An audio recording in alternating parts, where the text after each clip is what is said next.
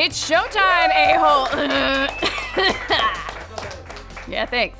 It's showtime, a-holes! We've got a Guardians of the Galaxy Volume 2 character reveal on today's Nerdist News. Let's keep that. Let's face it, in today's pop culture landscape, you haven't truly arrived until one of your characters has been transformed into a bulbous-headed Funko vinyl toy. These facially featureless figures have become so ubiquitous in the world of nerd that they're not just making news, they're breaking news! Yes, we just got a major MCU reveal thanks to a promo shot for Funko's upcoming Guardians of the Galaxy Volume 2 Pint-Sized Heroes line. Hidden amongst images of adorabilized Star-Lords, Gamoras, and Groots, we also caught a glimpse of this yet-to-be-introduced character. And since Funko offered no clues as to who she might be, fans took to Twitter to quickly find out and got an answer in the form of the Ultimate Guardians toy guide, director James Gunn. Gunn has confirmed that what we see here is our first incredibly cute look at Volume 2's villain, Aisha. Now, Aisha is a kind of a deep cut into the Marvel multiverse, so here's a bit of a backstory. In the comics, she didn't get her start as a bad guy. She was actually the genetically enhanced result of a group of scientists trying to create the perfect human.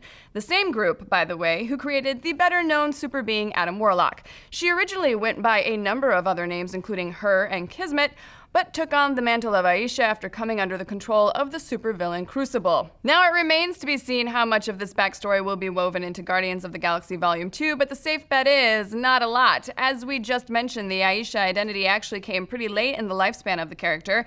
It seems likely that Gunn is going to jettison her Earthbound origin and her time as Her, and just present Aisha in her fully villainized final form. In fact, in a Facebook post written just after the Guardians panel at San Diego Comic-Con, Gunn explained, Aisha is the golden high priestess of a genetically perfect people called the Sovereign.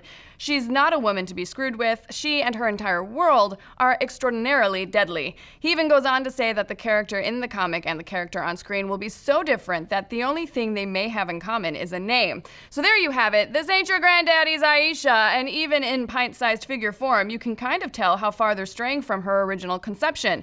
Yes, she still has the golden hair and luminous skin, but gone is her signature red 80s workout leotard. Instead, she's dressed in a sleek, streamlined, militaristic uniform. The gold and blue color scheme might even lead you to mistake her for a member of Nova Corps, but unless the Sovereign is sending their high priestess undercover in the Corps, chances are that's just a coincidence. More likely, this is the uniform of her race, and judging by how buttoned up she looks, she's probably not gonna get along amazingly with Star-Lord's ragtag crew. But still, even if they're leaving most of her backstory in the dust, you have to assume there's some reason Gunn zeroed in on Aisha as the movie's big bad. Well, in the comics, when Aisha teams up with Crucible, it's to help him create a perfect master race that will eventually overthrow the Earth.